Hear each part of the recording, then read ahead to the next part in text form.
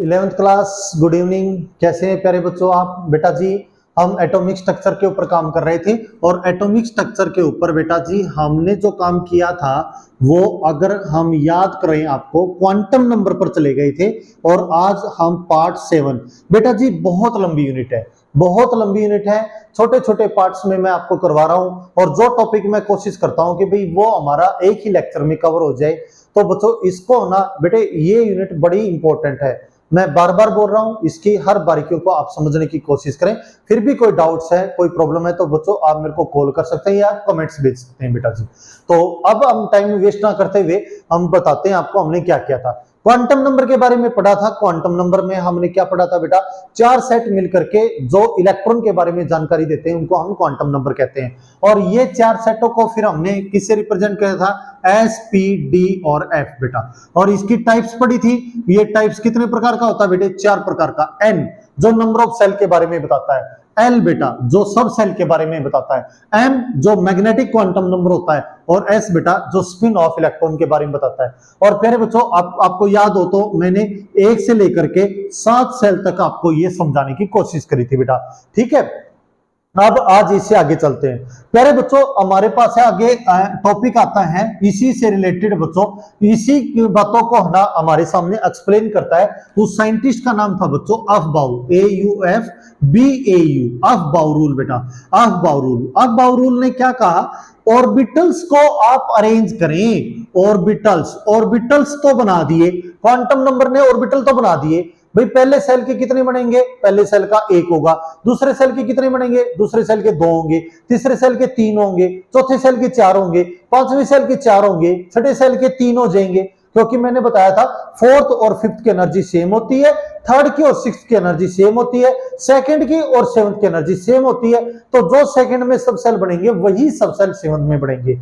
इसी प्रकार बच्चों अगर इनके ऊपर बात करें ना तो ये जो 4 ऑर्बिटल्स है SPDF और प्रत्येक सेल के ऑर्बिटल की जो एनर्जी है उसको हम एक अरेंज करते हैं। और ये अरेंजमेंट सबसे पहले किसने दिखाई बेटा? अफबाउ ने।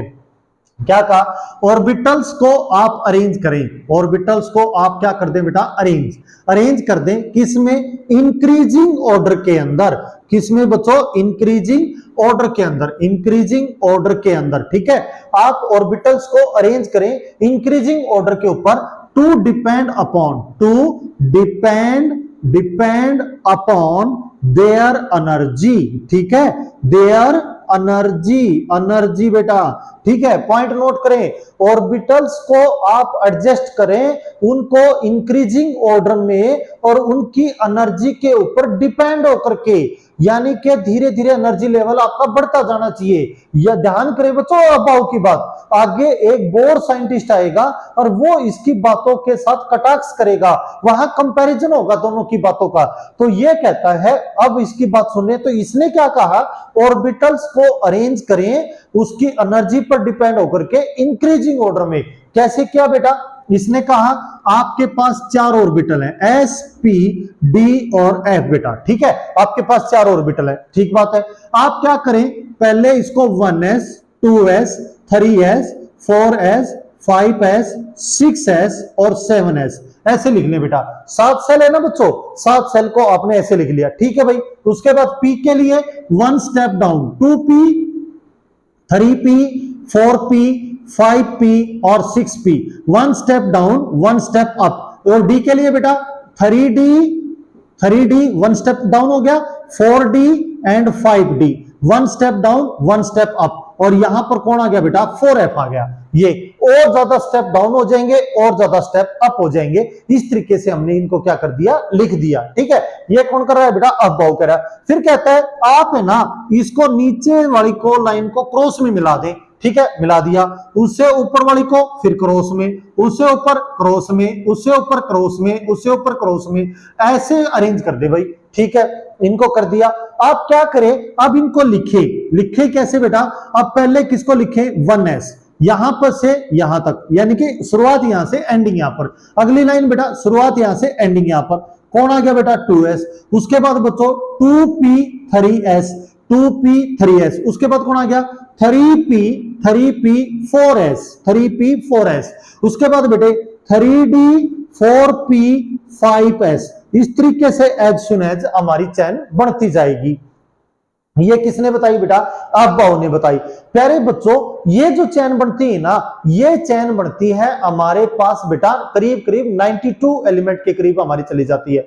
बट आज है ना 118 एलिमेंट में से 102 एलिमेंटों की चैनों को हम प्रॉपरली पढ़ते हैं, यानी कि 16 एलिमेंटों के ऊपर अभी काम चल रहा है और वो काम अभी तक पूरा नहीं हुआ है, जिसकी वजह से ना हम कितने बेटा 102 एलिमेंटों के बारे में पढ़ पाते हैं। इसका मतलब क्या हो गया कि यहां पर है ना हमें क्या देखने को मिला, यहां पर 7p, यहां पर 6d और यहां पर 5f, एक चैन और हमें जुड़ने को देखने को मिली बच्चों, और इसको हमने ऐसे, इससे हमारी ना क्या बात प्रूफ हुई बेटा?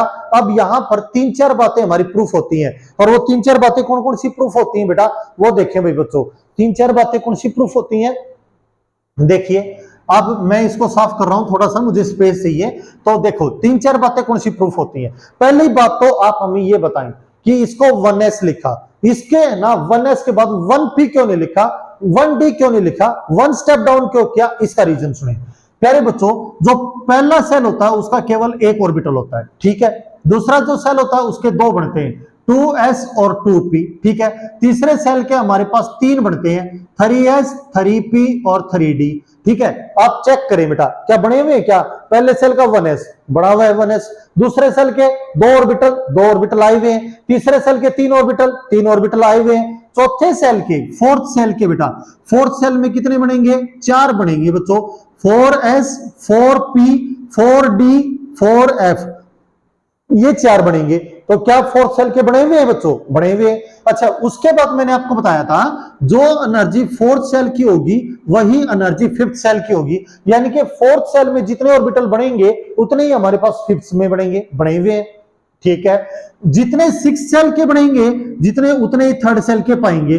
थर्ड सेल के 3 थे तो थर्ड सेल के 3 थे, क्या 6 सेल के 3 है? बिल्कुल है, आपके सामने देखिए। और जितने हमारे पास 7th सेल के ऊपर काम करेंगे वो सेकंड सेल के बराबर पाएगा। सेकंड सेल में 2 है क्या? तो यहां पर भी 2 है क्या? दिखाई दिया बच्चों हमारे पास।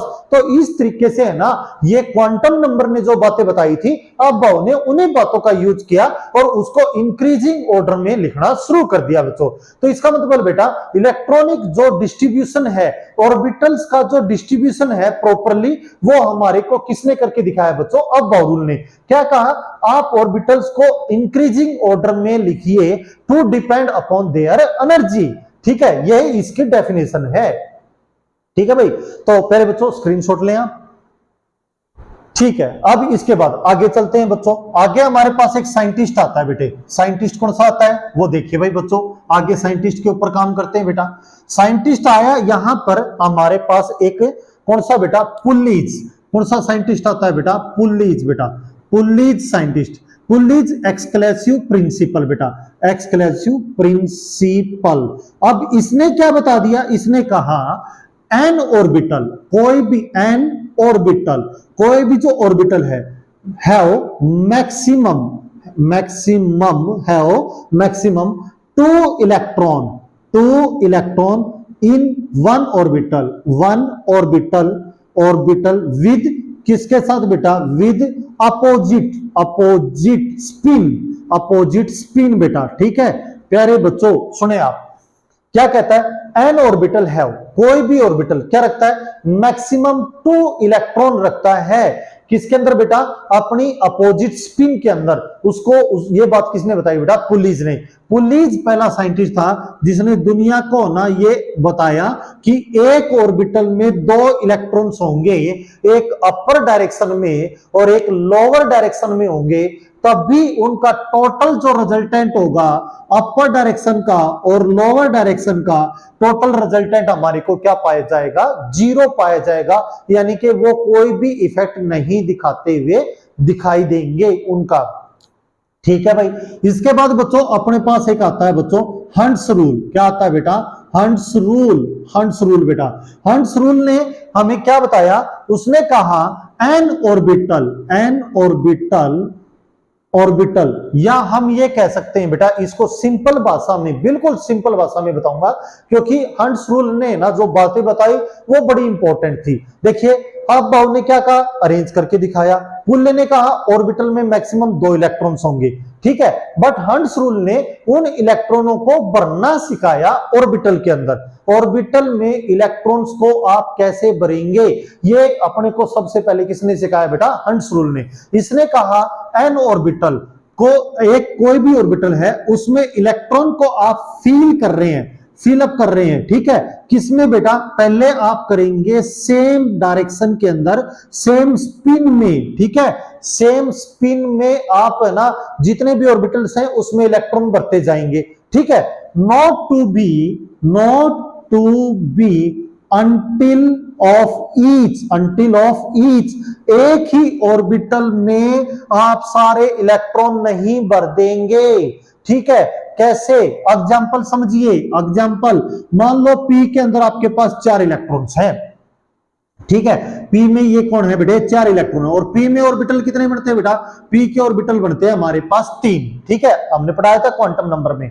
तो हमने क्या पढ़ा बेटा कि पी के 3 बॉक्स बनते हैं, 3 ऑर्बिटल बनते हैं, और उसमें इलेक्ट्रॉन भरने हमने 4। अगर आपने एक में 2 भर दिए, 2 में 4 भर दिए, तो ये ऐसे नहीं भरेंगे, ये गलत है, ठीक है, ये बात पुलिस ने कहा था मैक्सिमम 2 इलेक्ट्रॉन पाए जाएंगे, इसने भरना नहीं सिखाया, इसने हमें इलेक्ट्रॉन्स को भरना नहीं सिखाया, इसने मैक्सिमम प्रोबेबिलिटी बताई थी एक ऑर्बिटल की कि 2 इलेक्ट्रॉन पाए जाएंगे, वो भी एक दूसरे की अपोजिट स्पिन में।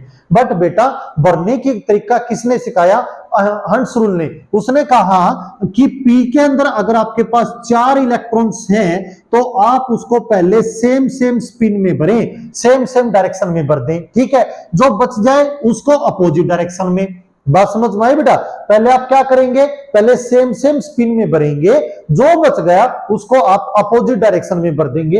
ये भरना किसने सिखाया था बेटा, पी के अंदर हंस रूल ने अपने को भरना सिखाया था, ठीक है बच्चों। ये 3 साइंटिस्टों की जो बातें हैं ना वो बड़ी इंपॉर्टेंट हैं।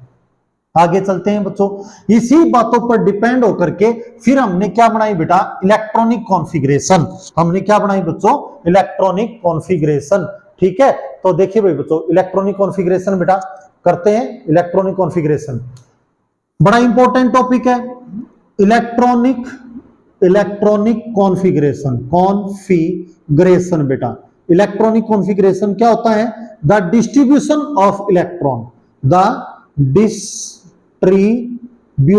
डिस्ट्रीब्यूशन ऑफ इलेक्ट्रॉन का distribution in the different orbitals to depend their energy।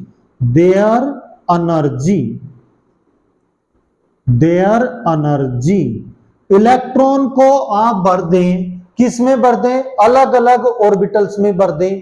कैसे भर दें, उसकी एनर्जी पर डिपेंड होकर के भर दें। कैसे भरें, देखिए भाई बच्चों, आपने यहां पर ले लिया एलिमेंट, ठीक है, यहां पर लिख लेंगे उसका एटॉमिक नंबर, ठीक है, और यहां पर लिख देंगे इलेक्ट्रॉनिक कॉन्फ़िगरेशन।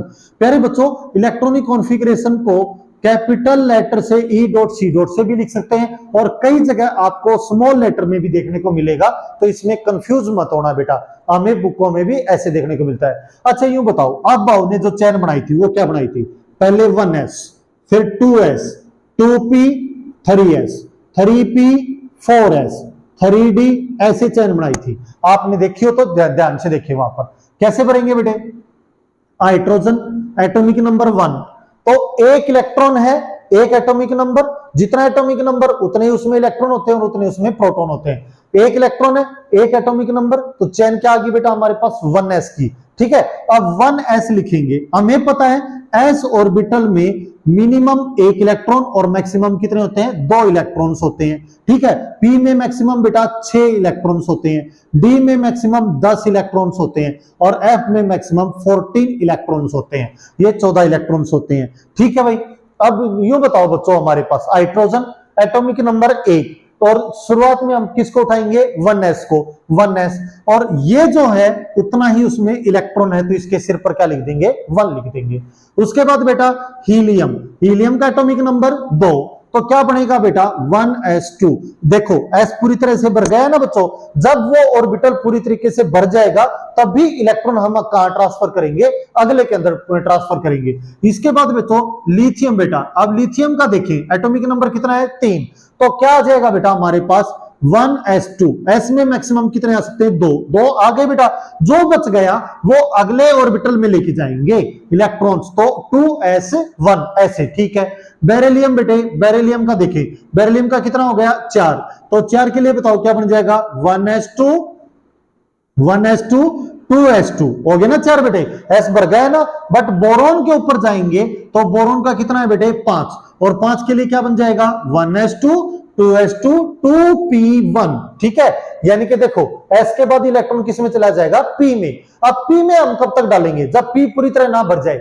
p में मैक्सिमम कितने आएंगे 6, p भरने के बाद आगे किस में जाएंगे 3s में, s में कितने आएंगे 2, s भर जाएगा फिर किस में जाएंगे p में। इस तरीके से बच्चों आपने ना आज बेटा 20 एलिमेंटों की चेन बनानी है, ठीक है। और 20 की चेन बनाने के बाद 21 से 30 की जो चेन है, और उसमें कुछ ना 2 एलिमेंट ऐसे आएंगे जिनके अंदर कुछ इंपॉर्टेंट बातें हैं, वो कल मैं आपको सिखाऊंगा। तो आज आपने ना इन बातों के ऊपर काम करना है और ये टॉपिक्स आपने तैयार करने हैं। इलेक्ट्रॉनिक कॉन्फ़िगरेशन 3 साइंटिस्टों की थ्योरी मैंने समझाई है, बहुत इंपॉर्टेंट है, और इलेक्ट्रॉनिक कॉन्फ़िगरेशन बेटा आपने इनके बारे में समझनी है। तो आज का जो लेक्चर है और क्वांटम नंबर का जो लेक्चर है, ये दोनों लेक्चर बड़े इंपॉर्टेंट हैं। इसके बाद बच्चों जब हम आगे जो थर्ड लेक्चर लगाएंगे इसी टॉपिक का, वो जब कल इसके बारे में 21 से 30 वाले एलिमेंटों पर काम करेंगे और इनकी शेप डिस्कस करेंगे, एस पी और डी 3 ऑर्बिटल की शेप हमारे सिलेबस में, तो हम ये तीनों की शेप आपसे डिस्कस करेंगे, रीजन बताएंगे कि उनका कैसे कैसे बनेगा। तो ये टॉपिक बहुत इंपॉर्टेंट है, आप इसके ऊपर फोकस करें, इसको समझने की कोशिश करें। कोई भी प्रॉब्लम आए बेटा आप मुझसे डिस्कस कर सकते हैं, आप कमेंट करें या आप डिस्क्रिप्शन से मेरे मोबाइल नंबर पर फोन करें बच्चों, और आप मेरे से यहां से कोई भी प्रॉब्लम है मेरे से ले सकते हैं, ठीक है बच्चों। ओके बेटे, आज के लिए इतना है।